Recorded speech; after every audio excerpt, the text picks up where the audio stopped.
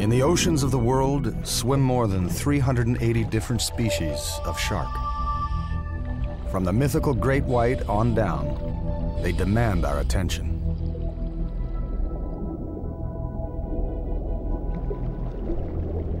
Researchers have long been fascinated by sharks in warm southern waters.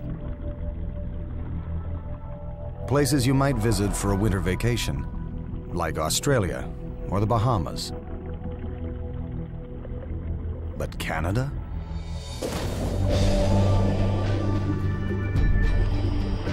I think Canadians are largely unaware that there are even any sharks in Canadian waters. And it's a shame because we have some very interesting species here. When we get them up to the boat, you see how quickly they're swishing their tails around and how agile this fish is for a big-bodied shark. It's quite impressive. One of the most interesting things about Greenland sharks is that they are the only shark that inhabits polar seas, the only shark that we find up here in the Arctic. Virtually nothing is known about it. If you had a 4-meter animal running around in the forests here, you'd be certain that we know all sorts of things about it. But because it lives in the ocean, we just kind of ignore it.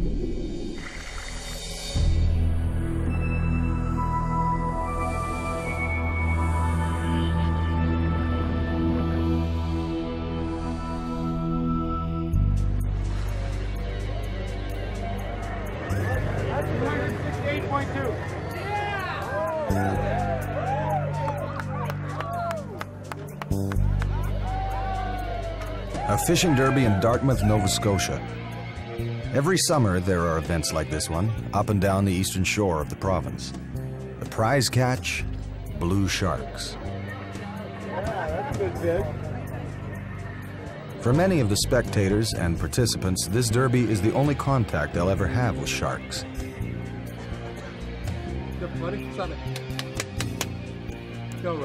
A chance to see, up close, an animal few know can be found in Canada at all. I think Canadians are largely unaware that there are even any sharks in Canadian waters, let alone know much about them.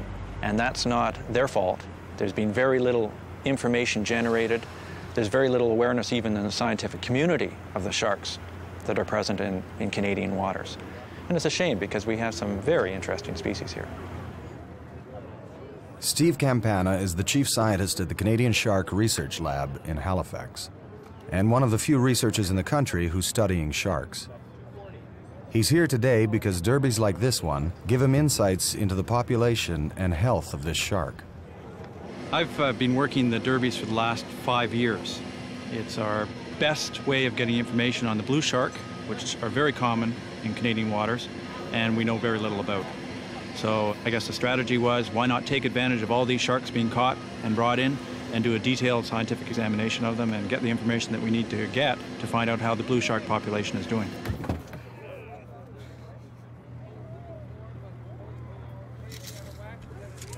Campana and his team measure each shark to keep track of the population size. In a healthy population, you would expect to find a range of sharks from all stages of development. That's why they're also checking sexual maturity on the sharks that were caught at the derby. If we go from a situation where they're mainly mature 5 years ago to mainly immature now, again, that would be a sign that we've lost the big animals, and that would be a bad sign.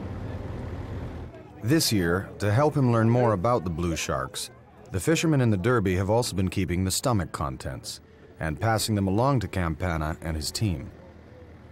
You expect to find anything in a blue shark. We have found everything from large fish to seals to seabirds, pieces of plastic, floating buoys, and actually in other areas of the world they found rocket parts, oil filters, rubber bands, you name it. As the researchers examine the stomachs today, proof of the rather eclectic nature of the blues diet. Wow, it's got something big inside. Whoa. Oh, look at that. Beer cans. Beer cans. Right Coke on. Oh my God. Working the derbies can only tell Campana so much.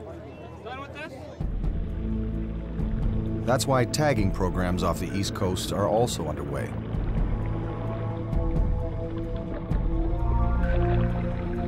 Blue sharks are caught for tagging the same way the sport fishermen catch sharks for the Derby. This blue shark is a little under 2 meters and likely 5 or 6 years old. After being caught, it's quickly tagged by members of the Shark Research Lab.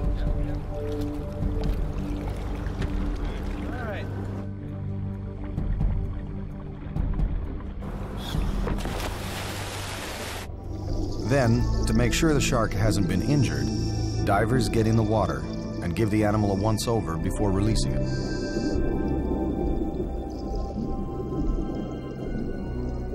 About 14% of blue sharks that have been tagged in Canadian waters have been recaptured, which is starting to give scientists an idea of how far they travel and how quickly they grow. But there's still not enough information collected to really understand how many sharks there are here. Blue sharks are one of the most widely distributed sharks in the world and have been recorded traveling distances up to 6,000 kilometers. So if there's a population drop, it's difficult to know where the sharks need protection. Back on shore, another boat unloads its catch. Up to 300 sharks will be caught by the time Derby season is over in Nova Scotia. The shark meat is sold to a dealer and the money raised goes to charities. Still, without a proper understanding of how many sharks there are in Canadian waters, killing them for sport understandably has its critics. But Campana also believes this is a great chance to educate. I found that many of the spectators are intensely interested in not only the appearance of the sharks, but what they've been eating and the inside. They've never seen the inside of a fish this big.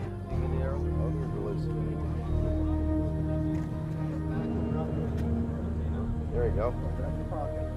You have a chance to talk to the people and impress upon them the fact that these are not man-eating creatures out there, that they're part of our ecosystem and they're important, and many of them seem to appreciate that.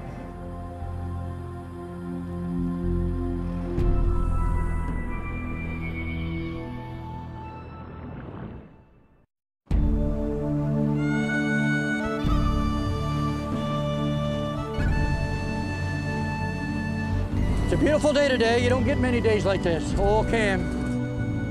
When the weather's right, there's a silky beauty to the Atlantic Ocean. On this night, the sea is astonishingly calm. As the sun begins to set, Paddy Gray and his son put out their lines. This here is monofilament gear, 750-pound test. This is a number 9 shark hook with herring for bait. You hook it onto the monofilament, 20 fathoms apart. Every 6 hooks you put a weight. Then 6 hooks you put a float. Every section about 1.75 miles to 2 miles. The same process over till you get all the gear out. It's quiet, repetitive work. What they're fishing for is a shark few have ever heard of, the Porbeagle. The Porbeagle shark is interesting from the scientific perspective because so little is known about it. It is a black box species. That is, a few years ago we knew almost nothing about it. We didn't know where it went through a large part of the year. We didn't know how many pups they had, what their gestation period was, how fast they grew, how quickly they died. It was a mystery.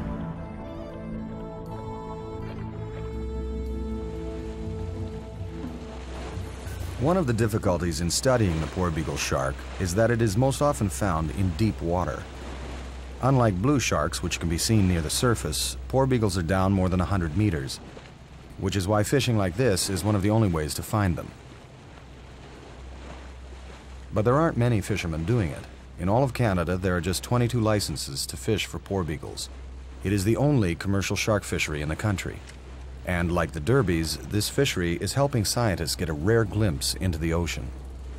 The advantage of having a fishery in place, and particularly through the cooperation with the fishermen, is that we get excellent biological information on the level of the catch, The size distribution, that is how many small sharks, how many large sharks are being caught, their catch rates, which gives us an idea of how hard it is to catch sharks this year compared to, say, 10 years ago, all of which can be pooled together in a stock assessment and lets us know what's going on. So as long as you get this information, the fishery actually gives you more information than an unfished population would. That information is being used to help protect the sharks here. The Porbeagle population was almost wiped out in the 1960s. Fishing by Norway and the Faroe Islands devastated the stock. Canadians are the only ones allowed to fish for Porbeagles here these days, but to keep the fishery viable, it needs constant monitoring. Steve Campana and the biologists who work with him have been on dozens of these trips. In fact, some 80% of the commercial fishing trips last year had observers on board. The quota for last year and the previous years was about 1,000 tons per year. Our preliminary information suggested it should be somewhat lower, somewhere around 750 tons a year, so it's been dropped by 25%. I don't know, of course, where the long-term sustainable level will be, but it will certainly be not too far away from that area.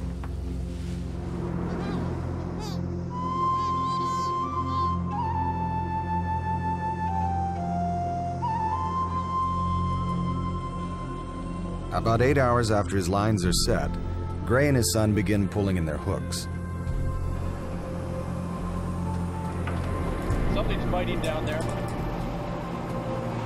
My spider senses are tingling. Maybe, maybe.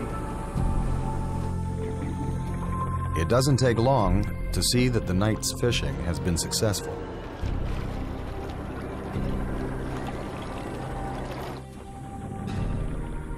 They are a beautiful shark. An average Porbeagle shark caught by the fishermen will be on the order of 6 feet long or so, and 150 pounds. But they do grow much larger. They've been caught up to 9 and perhaps 10 feet long, weighing close to 400 or 500 pounds. So they can be a very large shark.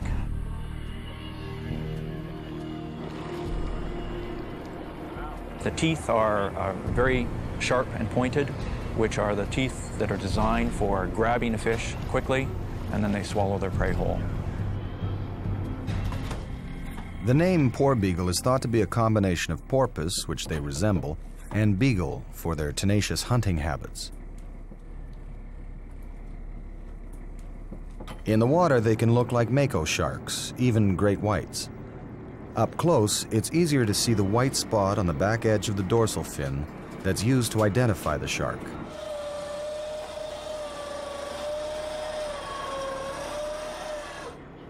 Like the blue sharks brought to shore in the fishing derbies, each Porbeagle caught at sea is measured and logged by Campana.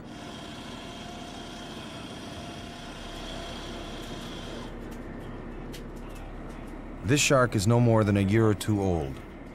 She's a female and wouldn't have become sexually mature until she was 12. When we cut it open, we'll check the stomach contents, build up an inventory of diet throughout the season. All sharks have a large liver. It helps them float. They don't have a swim bladder like other bony fishes. Normally, fishermen don't hang on to sharks this young, but tag them for researchers and release them back into the water. But this shark, like all the juveniles caught on this trip, has swallowed the hook. So much damage has been done to the shark's stomach that it wouldn't survive being released. But as with the blues, tagging programs have been very successful.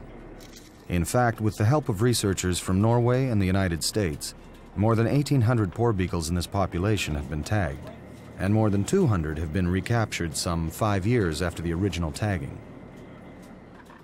That's allowed Campana to paint a reasonably accurate picture of what these sharks are doing throughout the year. We're confident that it actually moves in a wave up the coast.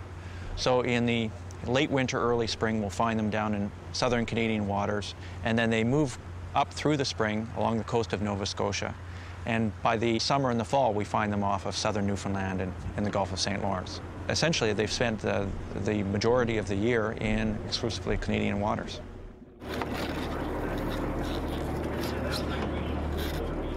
While it helps Campana gather his data, this kind of shark fishing isn't for the squeamish. Like any commercial fishing operation, Paddy Gray and his son are doing this to make a living. The shark meat is sold mostly to Italy, although it can be found rarely on the east coast of the United States. The fins are used for shark fin soup in Japan and fetch as much as $9 a pound.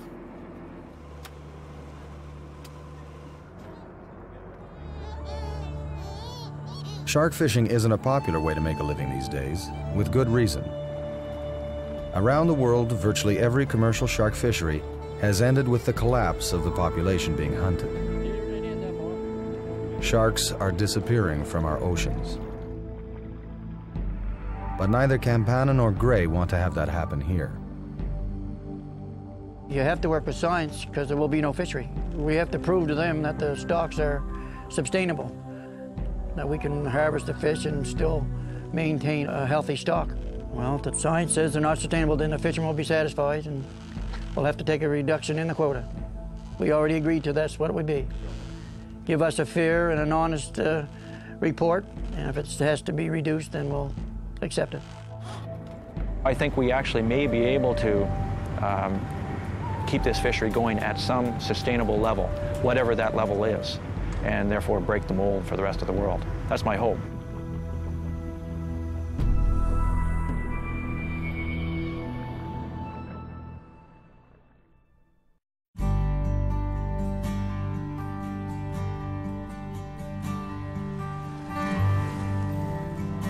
Prince William Sound, Alaska. The spectacular beauty of the 50th state shines through clearly here. It's a place of splendor and peace. And the perfect place to find one of the most energetic and exciting fish that lives in northern waters, the salmon shark.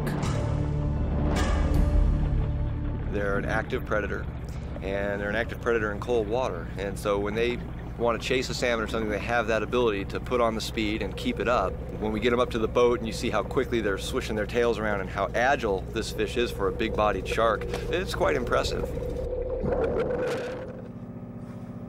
Ken Goldman is a researcher with the Virginia Institute of Marine Science, and one of the few anywhere studying the salmon shark. The life history and life cycle of salmon sharks has mainly been studied by the Japanese and a little bit by the Russians. There's very little American-based information and Canadian-based data, maybe 4 or 5 scientific papers as a whole. So the study that I initiated 5 years ago has really been the first time that anybody on this side of the Pacific has looked at the age, the growth, you know, how old are they at 4 feet, 5 feet, 6 feet, that kind of thing. And then the population demographics of them have been looked at everywhere else in the Central Pacific, Western Pacific, but not here. Salmon sharks can be found off the coast of British Columbia, even down into California. But to study them well on this side of the ocean, Alaska is the place to be. They're found in these waters throughout the year, but the greatest numbers are here in the summer, and it's easy to see why. Thick cords of salmon move up the rivers and streams here to spawn. Stacked on top of each other, jostling for position as they move upstream, the salmon runs are a swimming buffet. Thanks to this moving feast and recent decisions made by the state government, Goldman is in a good position to study this population. I've been very surprised and pleased how the Alaskan government has responded. They closed commercial fishing in state waters in '97 for all shark species, and they based that decision on a lack of biological data, which is very unique. So the whole thing is unique up here. I mean, we have an opportunity that is rare in science. In other words, with this shark population being fairly large, fairly healthy, maybe even a near virgin stock, it hasn't been impacted very hard at all, we have a great opportunity to get all the data we need to create a responsible management plan and foster responsible management for years to come. Before Goldman can study the sharks, though, he has to find them. Luckily, they're not shy. When chasing dinner, salmon sharks can often be seen leaping out of the water in pursuit. Splashes like these are what Goldman and members of the Alaska Department of Fish and Game are looking for. Got a shark off the bow. just thrashing, taking a salmon. We're in a fjord called Port Gravina, and it's a place where over the last few years we've had pretty good shark activity. Come up in here and had a couple of jumpers, so it's a good place to stop and start to kind of observe what's going on around us. The plan is to fish for the sharks, bring them up to the boat, tag them, then release them again. All it's taken in the past is a large piece of bait on the end of extra strong fishing line. And that's what Goldman and his colleagues are trying on this trip. They tend to be real visual, so if you drop a salmon down, a good salmon bait or something like that, a good herring bait, and move it up and down in the water column a lot, you can get their attention to it. Number one, it's making a lot of noise, plopping in and swishing and going up and down. And number two, if they pick up on that and come around, they're very visual, and they'll pick on it, and they'll actually chase the bait up to the surface. When a salmon shark hits a fishing line, it's a little like holding onto a rope that's been attached to a freight train. Sit on him, Dave. Get your feet spread. And use your legs, sit on your ass, don't use your back.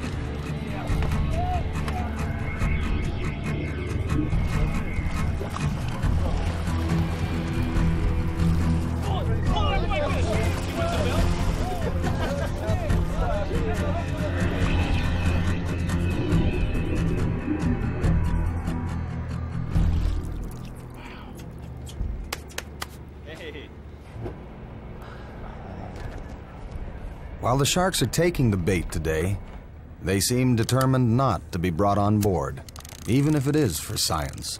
More than 20 sharks are hooked, and all of them either break the line or come off the fishing gear. Their strength highlights one of the most fascinating aspects of a salmon shark's physiology. Oh, he just broke it. God damn son of a bitch. I wasn't even doing anything. If you move this fast, you have to be warm. Studies have shown salmon sharks may in fact have the highest body temperature of any shark. Goldman has coaxed salmon sharks to swallow temperature probes hidden inside fish, and he's watched as their body temperature stayed steady at roughly 25 degrees Celsius. These guys can swim in water that is just above freezing, you know, up in the upper 30s, low 40s, and be very active predators. And that is where the warm-bloodedness, or endothermy is the classic scientific term, comes in handy. If this fish was not an endotherm, if it wasn't warm-blooded, it probably would not be able to be the highly active predator that it is in these waters. Did you see that? I popped it out of her mouth and she did a headstand down. That was pretty. While his own fishing efforts this trip have been disappointing, a sport fishing boat nearby has had better luck. While commercial fishing isn't allowed for salmon sharks, there is a very limited sport fishery. And these fishermen may have exactly what Goldman is searching for. This is a female salmon shark, caught by a tourist from Michigan. Along with tagging sharks on this trip, Goldman was hoping to catch female sharks that had just mated. It's already known that the sharks mate in July or early August, and gestation is likely 9 months. But not much else is known about the reproductive cycle. Since Goldman is here in late August, this shark may begin to tell him a little more. But as he takes a closer look, it's clear this female is just a little younger than he was hoping for. See, this is really neat. This animal is probably 6 to 8 years old, probably more like 5 or 6. My guess is that this animal is sexually mature, but has never, ever had any fun with the boys. Now, they also only have one functional ovary. And see, she's got not too much differentiation in the eggs. See the little teeny eggs down there, little grain size, sand grain size guys? And then the biggest ones we've got are about up here. But see how they're all whitish? Now, that's a good size one there. Okay, and here and here. These eggs here are almost to the point of ready to be ovulated and move down. All these other ones are not even close to ready. So she's on the cusp of mature, immature, looking at that. While commercial fishing for salmon sharks is banned and sport fishing limited, there is a threat to this animal that Goldman takes quite seriously. Salmon sharks are often caught in the process of catching other fish. This is allowed and poorly understood. A lot of problems can happen with bycatch. In other words, if you don't know how many salmon sharks, for instance, are being taken as bycatch, and you go with all the information we collect and you say, okay, here's a responsible management plan for a sport fishery and a commercial fishery, you're losing animals that you're unaware of out of that population. And you can look at it and say, my God, you know, if we let this happen and we can't get a grip on the bycatch, you're kind of managing in the dark. You know, you really don't have all the information you need to foster responsible management. Yeah, I mean, I've got a few that are without viscera, no guts in their wings. Even with this concern, Goldman remains positive about the future of the salmon shark and believes that he's in a position to protect and preserve an animal that few have even heard of. Most shark fisheries are, you know, have put us behind the 8 ball, so to speak, as scientists. We're trying to play catch up with depleted populations. Here, we have a chance to be in front of the 8 ball and stay there the whole way through, and that, to me, is really, really exciting.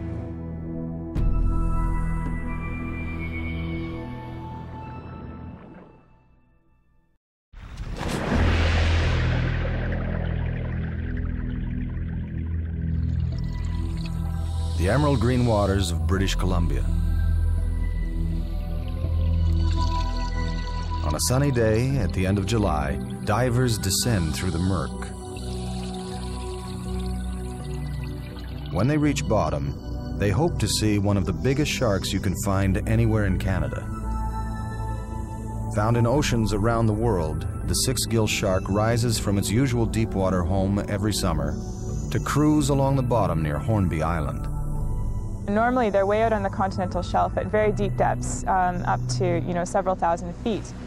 Here in BC, though, we see them at depths of between 30 to 100 feet, so we can scuba dive with them. It's one of the only places in the world the 6 gill can be seen in such shallow waters. We are looking for sharks. The rare chance to see this enormous creature up close is what draws divers like Amanda Heath and her partner Rob Zielinski. They've been diving off Hornby Island for years and have kept careful track of every single 6 gill sighting. We don't see them do anything other than this just apparent cruising behavior. We don't see interaction between sharks usually. We've never seen them exhibit any feeding behavior or even interest in prey items. We've never seen baby sharks. So there's a lot of secrets that they're keeping from us. The 6 gills are found almost exclusively on the edge of Flora Islet, a very steep wall of rock that plunges into the Strait of Georgia. It's a magical world here, full of life, small and large.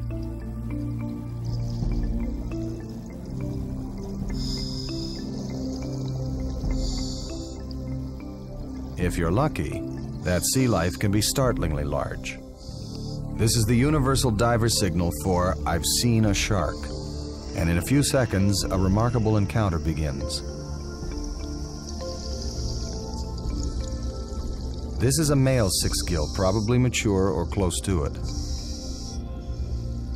Mature males range from 3.5 to nearly 5 meters in length and can weigh up to 600 kilograms. In terms of size, their jaws are rivaled only by those of the great white itself, but interactions between people and 6 gills are uneventful.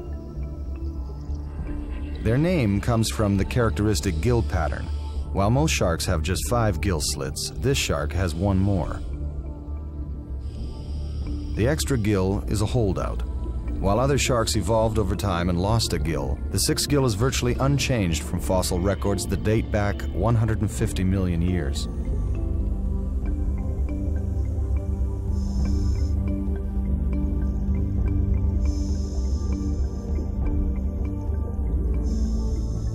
The first thing that always comes to mind when I swim beside one is how ancient they are. They've been around since long before the dinosaurs died out, and it really is like getting to swim beside a dinosaur. While an obvious attraction for divers, there has been scant scientific attention paid to why these sharks are found off Hornby. These cameras are part of a research effort to learn more. They were placed in their watery home by 2 Canadians who are hoping to answer some of the most basic questions about this animal. The still photography, we're using this to get higher resolution images of individual sharks, and The reason we're doing this is to put together a data file of sharks that have distinctive scarring patterns or other marks.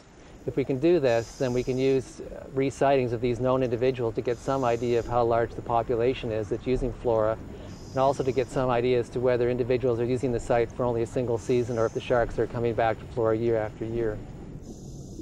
At the present time, we have no information, zero information on population size of these animals anywhere in the world, including here off the coast of BC. There could be tens of thousands, hundreds of thousands, millions. We just don't know. Ramsey and Dunbrack aren't even sure how old these sharks can get. In cold, deep waters, the sharks are believed to grow quite slowly, leading to speculation that the six-gill might live for 200 years or more. For these larger sharks, 300 years, 200 years would not be unusual. But of course, we actually don't know how long they live. The lack of information could make the six-gill the poster boy for Canadian sharks, an immense fish about which almost nothing is known. The only time federal government researchers considered the six-gill was when there were stirrings of interest in starting a shark fishery in the early 1990s.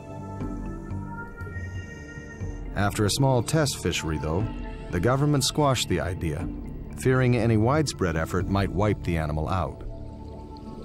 How was your night, you guys? Woohoo! Yeah, one? Not one, but three! Three? That's a crystal record. All right! Like this far away? Yeah? The ban on fishing means divers can continue seeing this amazing animal up close. What incredible visibility for July. And researchers can begin trying to understand this prehistoric enigma. As a field zoologist, I'm supposed to maintain a certain amount of objectivity when I'm looking at my study animals. But with the six-gills, that's not always possible just because they're such amazing animals to see at close range, and it's very easy to lose your focus. Here is a fish that might be 4 meters long living off the coast of BC or western United States, and virtually nothing is known about it. And if you had a 4-meter animal running around in the forests here, you'd be certain that we know all sorts of things about it. But because it lives in the ocean, we just kind of ignore it. It's forgotten.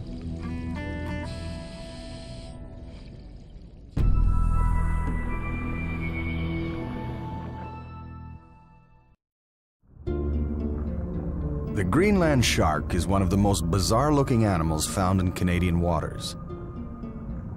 It is slow-moving, seemingly carved from stone. It is also nearly blind due to a parasite attached to its corneas. This strange fish is most often found in the frigid waters of the north, skirting the edges of Baffin Island. While researchers think the animal spends most of its time here, it does range much further south. Many think Greenland sharks attack gray seals near Sable Island off the coast of Nova Scotia. And they've also been caught by fishermen in the Saguenay River a little more than 100 kilometers from Quebec City. But why do they travel so widely? And how old are they? As with the other slow-moving northern shark, the six-gill, this most basic biological information is just now being uncovered. In fact, the only time Greenland sharks have ever been studied in Canada is in the winter, when native fishermen in Baffin Island catch them accidentally while fishing for turbot. The first one I ever saw, we had to go up by snowmobile. It's about a 4-hour ride, and they knew I was coming in, and they knew that I wanted sharks. And as soon as we got there, they had a shark on the ice that they had just pulled out. And yeah, it was fantastic. I mean, to see it, it's a very large fish, and it's very unique looking. And you know, you don't associate sharks with coming up to the Arctic. Aaron Fisk is a research scientist with Environment Canada who's been fascinated by the Greenland shark for years. Like most, he's only seen the shark in the winter. He's come to Baffin Island this year in the summer to try to change that. This is Pagnertung Fjord, a narrow but deep channel of water that pushes in from Cumberland Sound. It's out in the sound that fishermen catch Greenland sharks in the winter. With the help of Inuit fisherman David E. Evik, Fisk is hoping to duplicate that feat in July. This ice, though, which has just blown into the mouth of the fjord, has forced Fisk and Evik to change their plans.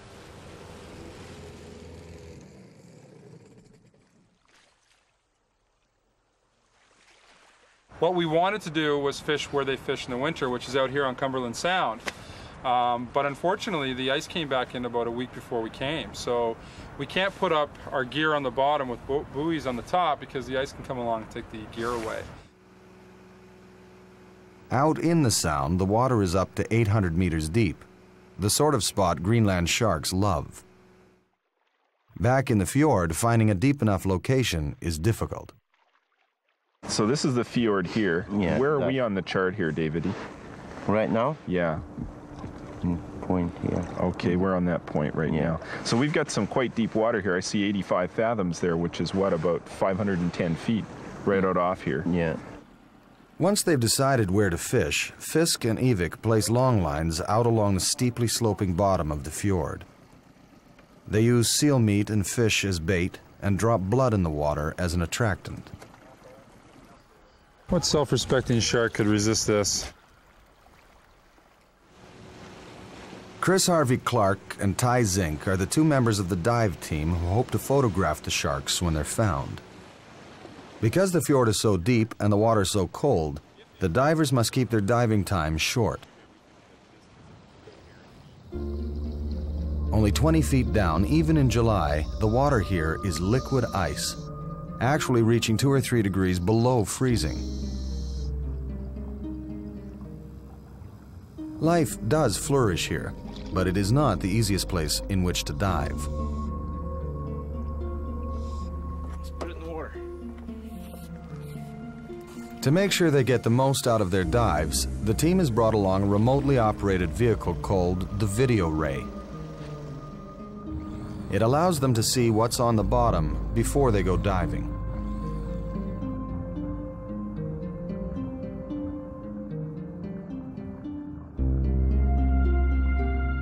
Call this shotgun kelp because it's full of holes like somebody fired a shotgun off at. What's amazing is it's in 165 feet of water. I mean, that's much deeper than we get it anywhere else in Canada that I know of. Oh, look, we got a beautiful look at that. Look at Beautiful that! sea star. Wow. Yeah. Great. There's a wow. That's a nice crinoid there, or sea lily. Wow, look at that.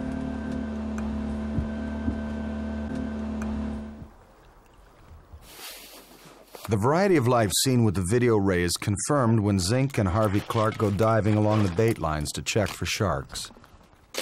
Shall we? Shall we? Let's do it.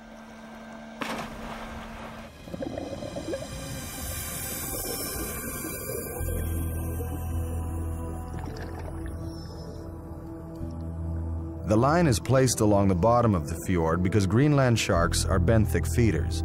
That means they spend most of their time on the bottom of the ocean, eating what they find there. Everything seen here has been found in the stomach of a Greenland shark. Brittle stars, sculpins, even marine snails.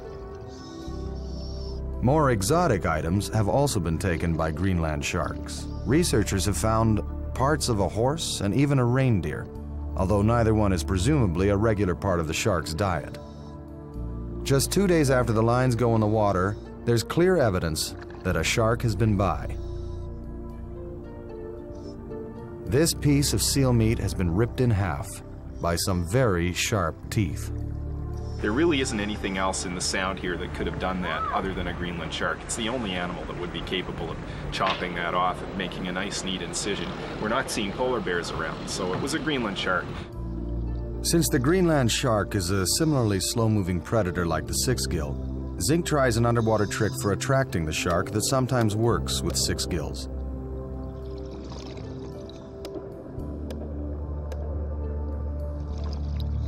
But no luck today. Whatever shark took the bait isn't around now.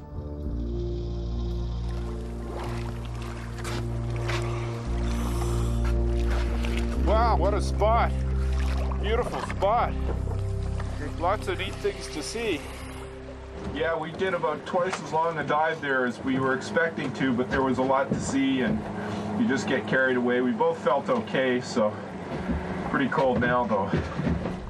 So we're gonna chum now too? Should we chum before we leave too?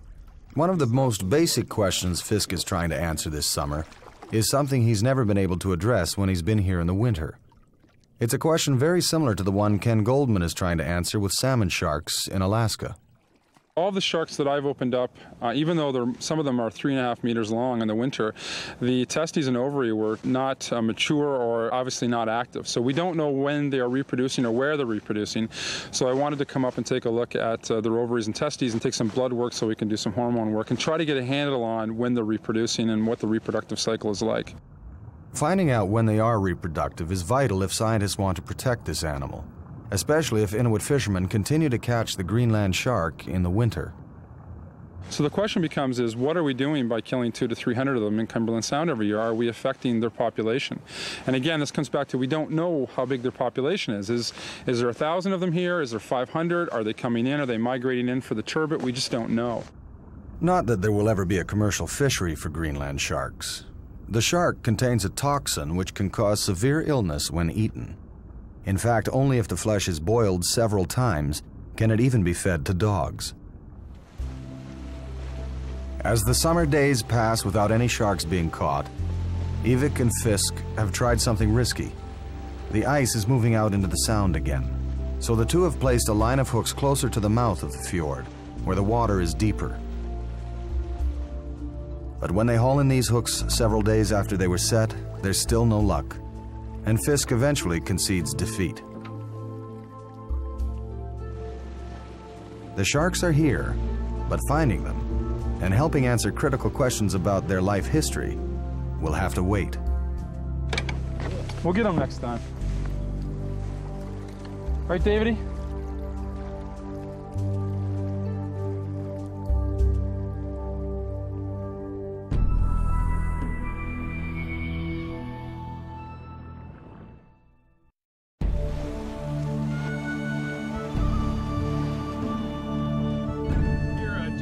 It's early September, about 3 hours off the coast of Halifax. On the back of David Gray's fishing boat sits a shark diving cage. Ooh, isn't that attractive? There's no fishing gear today, no hook and line. This time, Chris Harvey Clark and dive partner Jeff Gallant are going to try to meet sharks face to face. The cage actually was built by a trade school in Drummondville, the Paul Rousseau professional trade school. They usually do works on cars, welding work, and when I called them about the cage, they just jumped on that right away because it was such a unique project, especially for a place like Drummondville that's very far from the sea. So for the students to work on a shark cage, they were really excited about that, and they did a really fine job. Today we're looking for blue sharks. The weather looks nice, kind of choppy yesterday, but we're confident we're going to see sharks today. We've got lots of fish, lots of blood, and we're going to mix that up into a nice chum chowder for the sharks and hope they're hungry and come out and see us. The chum creates a scent trail for the sharks to follow. Blue sharks mostly stay offshore, but unlike Porbeagles and Greenland sharks, aren't typically more than 100 meters or so below the surface. If there are sharks here, this chum should attract their attention. It takes several hours, but eventually a shark is seen near the boat.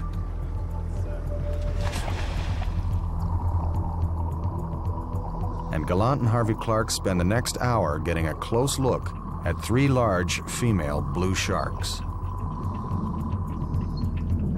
The blue shark is not considered to be very dangerous, as sharks go. There have been just 24 confirmed cases in the world of unprovoked blue shark attacks on people, so the cage is just a precaution.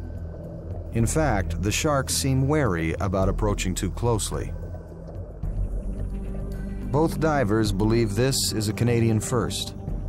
As far as they know, no one has ever successfully used a cage to dive with sharks in this country.